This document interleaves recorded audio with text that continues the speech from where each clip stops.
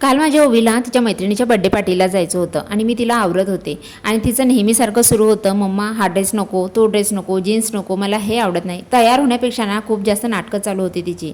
आणि हे सगळं करताना ना मला एकदम आठवलं, आपण पण लहान होतोच ना, पण आपल्या वेळेला असं काहीच नव्हतं. आई जो ड्रेस देईल तोच आपल्याला घालायला लागायचा. केसांची नुसती स्टाईल जरी करायची म्हटली ना तरी केसांना इतकं चाचपून चुपून तेल लावलेलं असायचं की बस. मेकअप ह्या शब्दाचा तर आपल्याशी काहीही संबंध नव्हता आणि तरीही आपण खुश होतो. जास्त काहीच लागत नव्हतं आपल्याला. आता बघा, आजच्या मुलांकडे सगळं आहे, कपड्यांचे ऑप्शन आहे, स्टाईल चॉईस, पण तरीही काही तरी कमीच वाटतं त्यांना.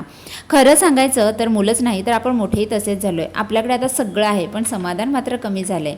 आधी काय होतं, पैसे कमी होते पण मन मात्र भरलेलं होतं. आता पैसे आहेत, सगळ्या सोयी आहेत, पण मन कधी कधी रिकामं वाटतं.